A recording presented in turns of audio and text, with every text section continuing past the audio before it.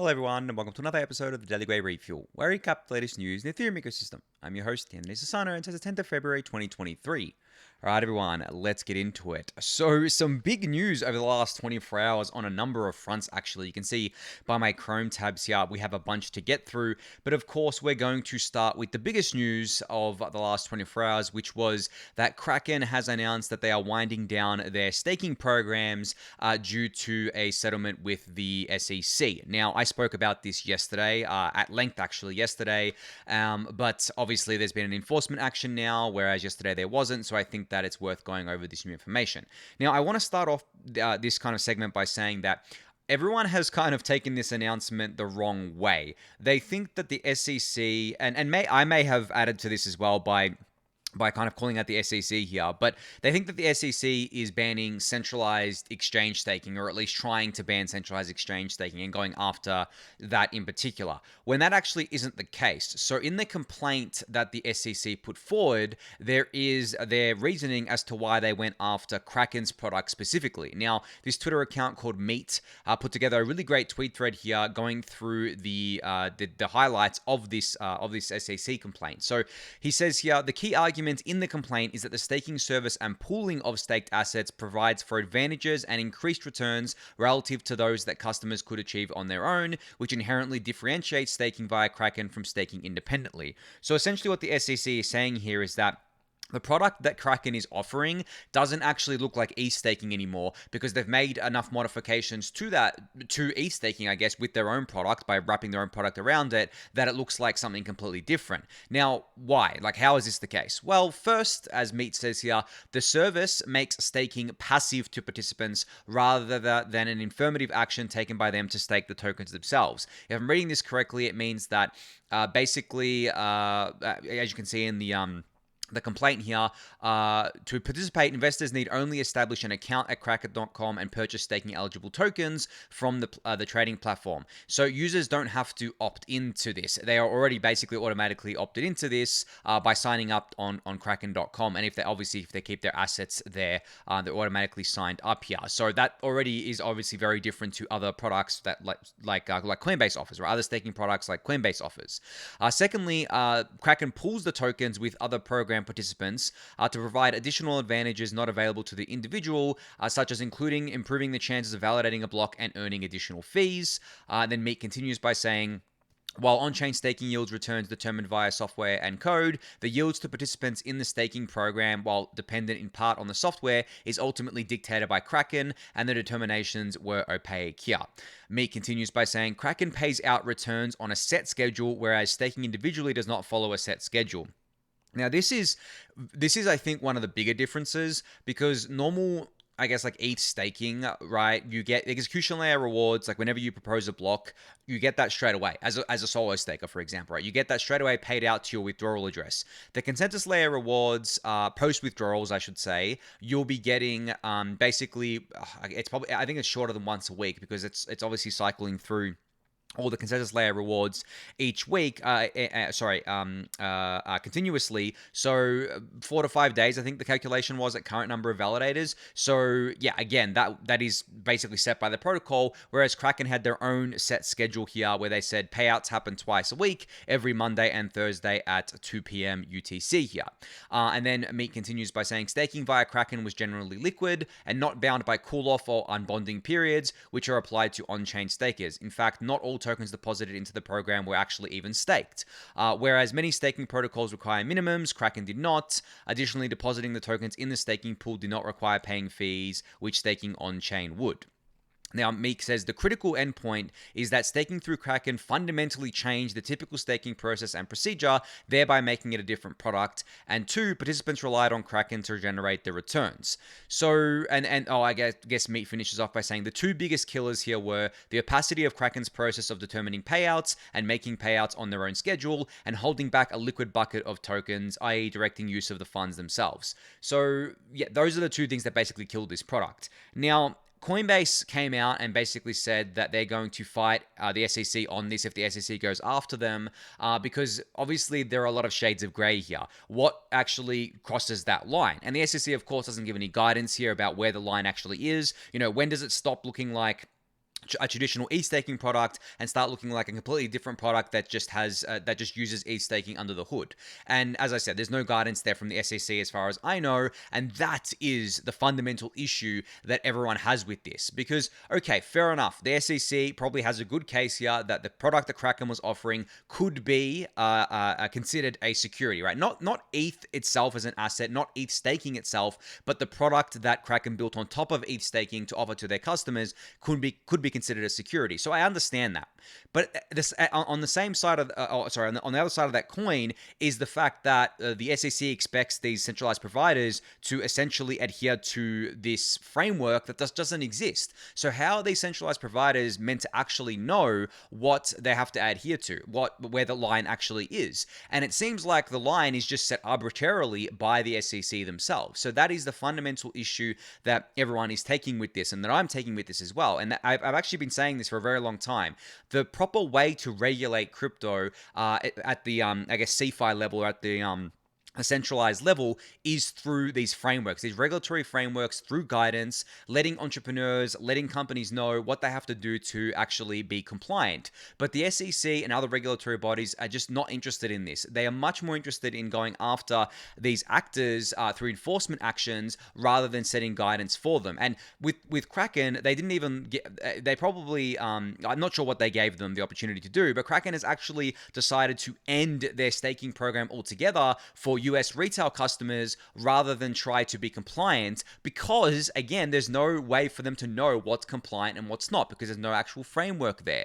So as I said, that is the big issue that everyone has here. Now, as I said, Coinbase is going to fight this, and I think that Coinbase is obviously right in fighting this, but at the same time, Coinbase's product is actually very different to Kraken's. Coinbase doesn't do this from my knowledge, doesn't do most of the things that Kraken does here from my knowledge. It is an opt-in service, for example. I don't think they have payouts on a schedule. They do have an LSD, obviously CB ETH, where the payouts accrue to and things like that. There are certain things there that the SEC could argue are security-like properties of the ETH staking product that Coinbase offers, for example. And then there are other exchanges that offer these products as well. But that's basically the gist of it. The fact that the matter is the SEC felt like they had a really good case against Kraken. Kraken didn't want to fight it because it would have cost too much. And I think Jesse Powell was actually on Twitter as well, basically alluding to this, that it just wasn't worth the cost here. And SEC also has said that they really want to make all these, I guess, staking programs, not just e-staking, but staking in general, all of these programs, part of centralized exchanges, much more transparent to the user rather than opaque, which I totally get and I totally understand. And I think that's the right course of action. But as I said, there isn't really a framework or guidance here to actually help these centralized services do this. Now, why is the SEC doing this now? Well, it's fallout from last year. The SEC failed to protect investors through other services like Celsius, which actually offered staking services, BlockFi, Voyager, FTX, obviously, and a bunch of other things, right? So the SEC is basically trying to save face now and do enforcement after the fact. And they're going after the good actors, such as Kraken, which is mind-boggling, right, at the end of the day.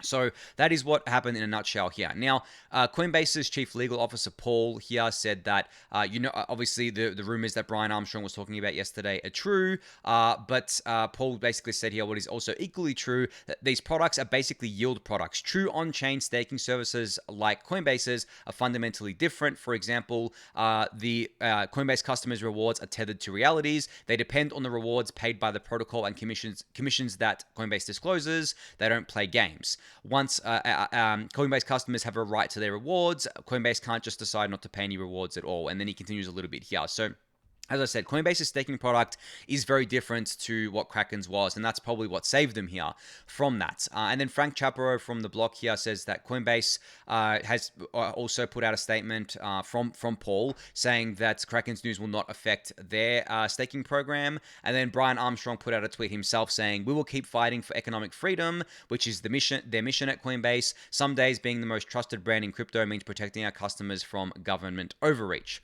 Now, what does this mean for staking generally, right? Well, I put out a tweet and I said, from crisis comes opportunity. Post-withdrawals, people who staked, well, not people generally, but US retail investors that staked their ETH with Kraken will be forced to move their stake elsewhere. It's on us as a community to steward these people into decentralized solutions such as Rocketpool and solo staking. Now, obviously, these people can go wherever they want.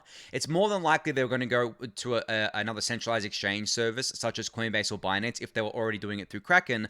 But we have a real opportunity here to seize the moment post withdrawals and will that great reshuffling into existence that I've been talking about for quite a while, where look, I actually did some napkin math today. There is 1.26 million ETH staked with Kraken right now, right? And post withdrawals, we have to assume that a percentage of that, and it's kind of hard to assume what percentage of that will be unstaked because what percentage belongs to actual US retail customers. But let's make a naive assumption that 50% belongs to US retail customers. So that's just over 600,000 ETH that will be automatically unstaked, given back to their customers, and the customers will have to find a new home for that ETH. Now, how much of that 600,000 ETH will get sold? I actually don't think a lot of it will get sold because if people are being forced to unstake, they're not being forced to sell. So I think that a large majority of that ETH will go to other staking providers. So where's it going to go from here? Well, I think a healthy chunk will go to Coinbase because people who trust Kraken probably trust Coinbase the same because they're both US-based entities. Some will go to other centralized exchanges like Binance, but some will find their way into the on-chain staking protocols, such as obviously Lido, which is a centralized one, but decentralized ones like Rocketpool, and some will make its way into solo staking because we've made it easier to do over time as well there. So I do expect probably most of the stake to actually go to these other centralized providers just from the nature of those stakers, but we have an opportunity to capture at least some segment of that ETH and get it staked with a decentralized solution. So that's why I said from this crisis comes opportunity. And it's funny here because the SEC is actually helping Ethereum's decentralization by doing this because we've just kind of knocked out a nice chunk of ETH stake that was sitting with a centralized service, and we've gotten an opportunity to move that to more decentralized services, or at least to more regulated ones and to more transparent ones, which is always good for decentralization here. Now, what if the SEC starts going after every centralized staking service provider and manages to shut them down? Well, their only recourse then would be to do on-chain staking. Yes, you can do centralized on-chain staking still with players like Lido, but Lido operators are also probably going to be targeted in some capacity eventually as well, because they are usually companies running these things, right?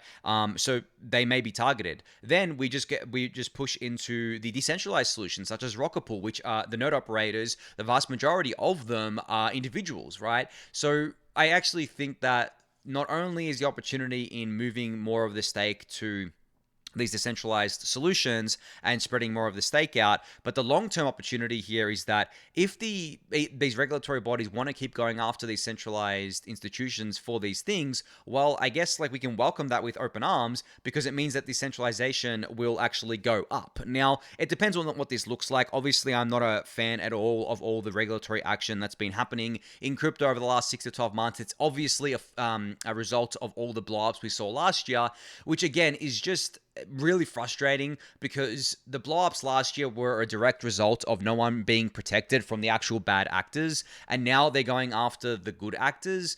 Yeah, like it just doesn't make much sense to me, but that's a rant for another day. I think I spent enough time on this one today, but hopefully that explains to you exactly why the SEC went after Kraken's product specifically, how it doesn't actually mean that ETH is a security or that ETH staking is a security, and it doesn't necessarily mean that other staking service providers are going to get the same treatment that Kraken did there.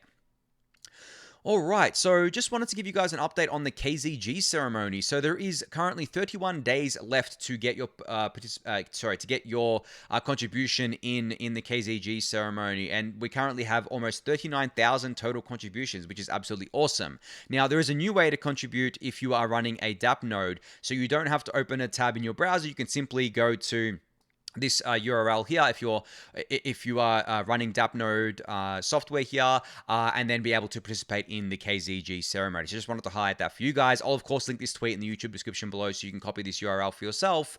But this has been a great turnout. I think that in terms of participation here, the optimistic case was that we'd get to 10,000, maybe 20,000, but we've blown past that. We're at almost 39,000 here with 31 days left. If we were to do a really big push, we could probably push that up to 100,000, but yeah, it's probably going to not get to 100,000 at this point. But I think that 50,000 is easily doable with 31 days still left. And I believe there's actually going to be other ceremonies after this, I believe, if I remember correctly too. So this is just kind of like the public one, and there's going to be other ones out there. Don't quote me on that. I'm not sure if that's actually happening or not. I remember it being discussed, but we'll have to see kind of what happens there. So you can go participate if you haven't yet. You still have 31 days left to do so.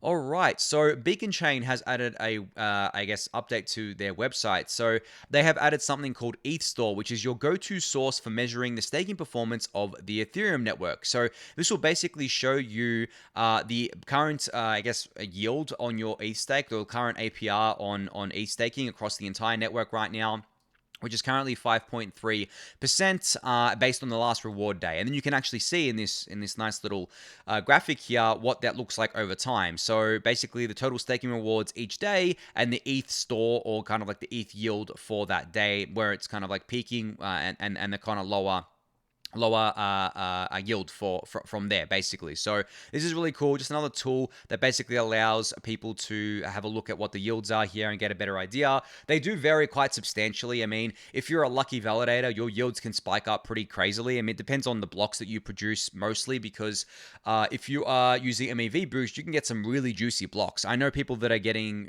blocks as solo validators using MEV boost of 6, 7, 8, 9, 10 plus ETH, right? And it's crazy when you think about that, but it does happen. So as I've said before, the MEV boost game, or the MEV game, is a lottery though, and the more validators you have, essentially the more tickets you have to the lottery. So these people are ETH whales that I'm quoting, right? Because they get all the juicy blocks because they have a lot of validators. But generally, because of MEV boost, it actually is able to smoothen that out too and make it more accessible and more democratized anyway. But yeah, MEV still remains a lottery for the most part, at least as a solo staker and as I guess like these staking service providers. But they usually will pay out these large blocks that they get. They'll smooth those rewards out, just like the Rocketpool smoothing pool does, for example, there. But anyway, you can go check out this new section of the Beacon Chain website. I'll link it in the YouTube description below. All right, there is a new page on the Ethereum.org website all about Ethereum staking withdrawals. So finally, great to see this page here. Now you cannot be confused about Ethereum staking withdrawals anymore, and you'll be able to see exactly how staking withdrawals work. And I'll link this page in the YouTube description for you to do so. Now, my favorite part of this page is here. So this is basically the partial withdrawals time to complete table. So you can see here that if there's 400,000 with partial withdrawals needing to be processed, then it takes 3.5 days to complete. Now, if every validator had a partial withdrawal that needs to be processed, well, we currently have, I think over 500,000 validators. It will take 4.3 days to process. So it's not going to take a week, as I've been quoting. It's going to take 4.3 days, as stipulated here. Or maybe just up to 5 days here to process through partial withdrawals. So every 5 days, basically get through all the validators and partially withdraw all of their ETH. But that's not the only good part of this page. There is plenty of information here for you to dive into. And of course, I'll link this in the YouTube description below for you to do so.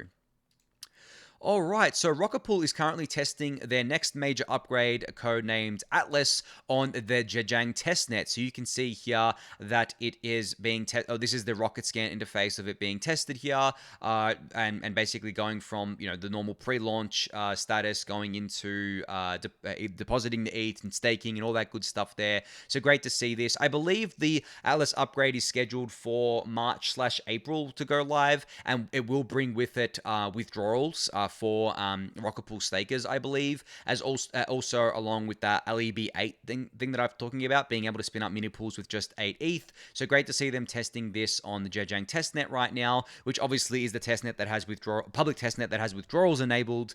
It's the only one right now, I believe, the only public testnet that has withdrawals enabled right now. So a lot of teams are testing out their flow and all the things that they can do here. So yeah, great to see Atlas being tested on Zhejiang.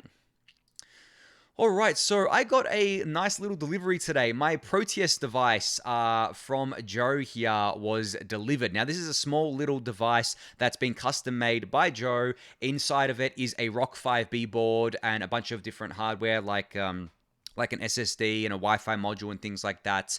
And I've got a custom nameplate on it, as you can see, the Daily Gwei, and a custom case wrapped around it in orange, obviously the Rocketpool color there. Now, I'm going to be using this not to run Rocketpool mini pools. I'm going to be using this to run Ethereum solo validators. But the reason why is very unique to me. So this device actually comes preloaded with Rocketpool. So it's all ready to go. It comes preloaded with all these different optimizations, with the Debian image, with Rocketpool installed. So all you would need to do is basically set up your accounts and set up your validators, and you'd be, away you go with staking. Now, the reason why I'm using this for solo validators instead of Rocketpool validators is because I just finished changing my retirement account to what's called a self-managed super fund in Australia, which is basically I'm self-managing my retirement account now. Now, my retirement account pretty much is all ETH. And in order to stake that ETH, I need to stake it from a separate device to my solo staking. I need just due to regulations. So I can't actually use my existing solo staking PC to stake that ETH that belongs in my retirement account. It's super frustrating because it means I have to have another device running. But the timing actually lined up really well, where I was able to buy this device from Joe, buy it using my retirement account, and then I'm going to be flashing a new instance of Debian on here in order to run solo Ethereum validators instead of running Rocketpool mini pools. And I guess to clarify again, I forgot to clarify this before, the reason I can't run mini pools is just the way the retirement account is set up and the regulations around that, and it's not possible for me to now go and buy the RPL I need because I can't put any more money in my retirement account right now because there's a cap on how much you can actually put in there each year, and I already reached that cap, so I can't buy the necessary RPL to collateralize the box with, and I can't give myself RPL from my personal account either. It has to all be done completely separately. It's pretty insane how harsh the regulations are here, but that's how it is. So I have to keep everything just totally separate between my personal accounts and my retirement account. So unfortunately, I can't spin up any more mini pools. But in saying that, I'll of course be spinning up mini pools under my personal capacity. I'm at 8 right now. I spun up one actually yesterday or the day before. I'm going to be spinning up 2 more in the short term. I want to get to 10 and then slowly trickle them in over time anyway in a personal capacity. But most of you, or pretty much all of you, will not have that issue. So if you do want to purchase one of these devices, they're coming out in waves. You can go to the Rocketpool Discord to get more information about this. But essentially, as I said, it comes preloaded with everything you need to get started with Rocketpool mini pools here. And this may be something that you're interested in purchasing post LEB8, where you can actually stake with where you can spin up mini pools with just 8 ETH and a bit of RPL. In terms of cost here, this device wasn't very expensive. There are different options of what it costs here. I believe my one was 670 USD, and I paid. You can pay with crypto, of course. I paid with USDC. So yeah, not very expensive at all to get your device ready. To get a device like this, which is out of the box ready, custom made, custom kind of like a case and all that sort of stuff to run mini pools here. All right, so an update from Aztec today. They've said full decentralized borrowing is live on Aztec with 26 times cheaper gas fees than layer 1, no borrow minimums, no interest, and of course, full privacy. How? Well, they've teamed up with Liquity to integrate them into Aztec. So what is Liquity? Well, Liquity is originally a maker fork that basically has no governance and is an ETH-only collateral decentralized lending protocol. Deposit ETH and borrow the LUSD stablecoin. So you can do this in an interest-free way due to their unique mechanisms, which you can read about here. But now, if you're a Liquity user, if you're a potential Liquity user, you can now do this on Aztec network with full privacy, which is obviously the second main, it's kind of like the main benefit here. And then obviously having 26 times cheaper gas fees than layer 1 is also a huge benefit. I don't know if Liquity is on any of the other layer 2s right now. I don't think they are. I actually don't know for sure, but this may be the first layer 2 that they've gone on. And the fact that they've chosen Aztec network is super promising because of the fact that it's a full privacy network. So great to see that. And you can go check this out for yourself. I'll link it in the YouTube description below. But yeah, Aztec is really kicking goals lately, just getting all these protocols integrated, giving users full on-chain privacy, especially in the face of users losing privacy, especially US users losing privacy with the Tornado Cash sanctions there. All right, so a big announcement out of Optimism today. They announced the second OP airdrop. So 11.7 million OP was distributed to over 300,000 unique addresses to reward positive sum governance participation and power users of Optimism mainnet. Now, you don't have to claim this airdrop. If you were eligible for it, you got it sent to you on L2 or on your L2 address here. And yeah, as I said, there were over 300,000 addresses that were eligible. Now, what was the requirement or the criteria for this? Well, the top two requirements were that you had to have delegated the voting power of your OP tokens to one of the governance delegates out there. And of course, I don't think many people did that. There was obviously a lot of people that did that, but I think that there were a healthy chunk that didn't do that as well. So obviously missed out on this airdrop. And you had to meet both of these things, by the way. And then the second thing was that addresses had to spend more than $6.10 on L2 gas since March 2022, which is the average cost of a transaction on Ethereum L1. Now, while these were the eligibility criteria, you could have earned more OP from this airdrop with the multipliers. So basically, there were 4 multipliers. The first one is that you had a substantial delegation. So you delegated 272 OP or more for over 200 days, or an equal multiple of more of OP multiplied by time over a shorter period. The second thing was gas guzzler. You spent more than $20 in L2 gas since May 2022. Third thing was consistent optimist. You used an application on OP mainnet in 6 different months since May 2022. And fourth was active delegator. You had more than 20 OP delegated at the date of the snapshot, which is January of this year. So the bonus categories counted for different multipliers. If you hit all 4, you got a 2x multiplier here. Now, I'm not sure what I hit on here, but I got 5,500 OP tokens from this airdrop, so that was nice, I guess. But yeah, I'm not sure if I hit all 4 here. I think I might have hit all 4 of these bonuses because I am a pretty avid user of Optimism, not just on Sassel.eth, but on my other addresses as well. I haven't checked my other addresses yet. I only checked Sassel.eth, but I don't know if I was eligible on my other addresses, because I don't think I delegated my voting power of OP tokens on other addresses, because I did it for Sassel.eth because I got that big airdrop initially. And there, yeah. Anyway, enough about me. If you were eligible for it, as I said, it automatically got sent to you. So just check your addresses on an Optimism block explorer such as OptiScan, and you'll see if you got it sent. It would have been sent to you at time of recording, I think about 15-20 hours ago right now, but you'll see it under your ERC20 token tab there, and you'll see if you were airdropped it. Now, also, this isn't tax advice, but I feel like I need to remind people that if you do receive an airdrop, in a lot of jurisdictions, it is taxed as normal income at the time that you received it, times the price. So if you received 1,000 OP tokens and the price was $2, you made $2,000 in income there in most jurisdictions, and you probably have a tax obligation. So I just wanted to remind people there. But as I said, not tax advice. Every jurisdiction is different. But I know in Australia, the way it actually currently works is that the original OP airdrop 1, was not taxed at all. It had a cost basis of $0 because it was an initial airdrop. They actually clarified this recently, the Australian Tax Office. They're calling it an initial airdrop. When the token... Well, it doesn't apply to every airdrop, but it applies to when the token is first being created and then given to people. It has a cost basis of 0, and then it is not classed as income when you receive it the first time. But because this is a second airdrop, there is an active OP market. It is not the initial creation of the OP token. This airdrop is taxed as normal income. Now, that's the way it works in Australia. The way it would work in other jurisdictions, obviously, I don't know because I'm in Australia. I know how it works in Australia. But yeah, you should check with that. Don't forget about your tax obligations, guys. I've seen tax obligations screw so many people. It's not fun because what ends up happening is that they don't have money for tax, then they have to sell more assets to pay down their tax. But by selling assets, they incur more capital gains, more taxable events. Then they have to come up with money for that, and they lose money, and then they just get out of position, and it's not great, right? So just wanted to remind you guys there. But yeah, there will be future OP airdrops as well. This is just number 2. There's still going to be plenty. I reckon they're going to do so many of these airdrops based on a bunch of different criteria.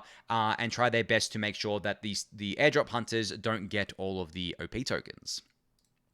All right, so I've been talking a bit about ZK EVM provers recently, and I talked the other day how Scroll got their proving requirements down a lot, from their memory requirements down a lot. Well, Eduardo today from the Polygon ZK EVM sorry, from who's a Polygon ZK EVM core developer, said, really excited about our test results on the Polygon ZK EVM prover. Batch proof, 2 minutes 30 with 500 or 250 ERC 20 transactions per batch. On a spot M6 ID.middle provers cost 6 cents and around 6 cents per proof, which is 0.0001 cents per transaction. And he's claiming it's the fastest ZK tech and first production ready ZK EVM. The prover is no longer a bottleneck. So this is really cool to see that these costs are so cheap here for the provers. Obviously, it remains to be seen what this looks like in the wild. We're going to have to benchmark these things across other ZK EVMs. But just great to see more ZK EVM teams putting out stats or metrics around their provers here. All right, so some exciting news out of the Synthetix ecosystem today. 22 new perpetual markets are now available for leverage trading on Synthetix perps. So you can enjoy low fees, instant execution, and an excellent user experience on perps trading front ends such as Quenta and Decentralize. So the 22 perpetual markets include coins like BTC, Link, Aave, Matic, and a bunch of others here as well, such as gold actually too. You can learn more in the blog post about all of the 22 that are supported. There's a list here of which ones are supported, and as I said, you can go trade these on Quenta and Decentralize if you would like. And get started there. Now, the really cool thing about this is I think trading these kind of synthetic assets and synthetic perpetual assets for assets that are not available on chain basically, or not available natively on Ethereum and have to be like kind of bridged across, is where it excites me. And the most exciting thing is the real world assets such as currency pairs and things like gold, which I think it's gold because I saw here XAU, which I believe is gold, is actual gold here, but I don't. Yeah, XAU. So gold, and then currencies, and then other tokens that aren't natively on Ethereum, such as BNB and Atom and things like that. So yeah, if you're interested in doing that sort of stuff and trading those assets, these Synthetix perps markets are for you. And I'll link this in the YouTube description for you to check out. All right, so Fire has sent out another product update to extension users that helps you keep your assets secure. So here's everything they pushed: a skeleton loader for improved performance, revoking NFT approvals update, and verified tokens and NFT. So this thread explains exactly what this is, what this looks like. This is really cool. The fact that you can revoke approvals right from the Fire extension, from what I understand here. So that's obviously a big thing, especially in the wake of all of these hacks that have been happening, all these exploits that have been happening over the last few months when it comes to approvals. So kudos to Fire for putting this update out there. If you're using the Fire extension, it should have been pushed to your extension automatically here. But yeah, I'll link this thread in the YouTube description below for you to check out.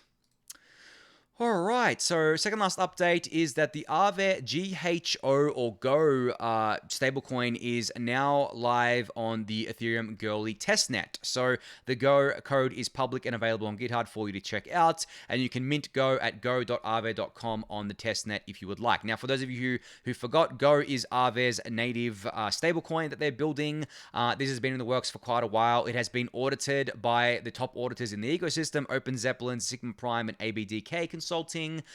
So yeah, you can go play around with this. I'll link it in the YouTube description below. We're not going to spend too much time here because I'm out of time already, but there is one last very important thing that I wanted to talk about that I've been meaning to talk about for about a week now, but I just didn't because I wanted to verify that it wasn't a scam. So we all know about the massive earthquakes that happened in Turkey and Syria and the surrounding areas there that have basically devastated so many people's lives. Like, it's actually crazy looking at the footage, looking at all the news sites and seeing what's going on there. And like, really, it made me really sad, honestly. I haven't really said anything about it on Twitter or anything like that. But I've been thinking about it personally and thinking about especially the Ethereum community in Turkey and Syria, especially Turkey. I believe there's a lot of people that are into Ethereum that live in Turkey or are Turkish, and I really feel for them. Now, if you want to help them, you can. There is a donation address that has been shared here by ETHGlobal that you can actually donate to the earthquake relief efforts here. And as I said, I wanted to confirm that this wasn't it wasn't a scam before I shouted this out or anything like that, and I have confirmed this. So it's not like you're sending money into somewhere that that's going to get scammed or it's going to get rug pulled or anything like that. You are, from what I understand and from what I've been able to verify, you are sending money to go towards these relief efforts directly here. Now, last thing I just want to say about this quickly is that when we see these things happen throughout the world, whether it be earthquakes or obviously the war in Ukraine or even other natural disasters that happen, it can kind of feel a bit like we're very removed from it. Like for me, I've never been to Turkey. I don't know many Turkish people in real life. I know a lot of them online. I see a lot of them online. Obviously, there's a lot of them in the Ethereum community, but I saw, and especially in Syria as well. I don't know. I don't think I know any Syrians personally. Maybe I do, and I just don't know it because it's their background. But yeah, I just can't think of any off the top of my head. And it can kind of make you feel like you're very removed from these people. So what I like to do, or not just the people, but like the countries that they affect, because it feels like it's on the other side of the world, so to speak. And for Australia, actually, a lot of the world is on the other side of the world.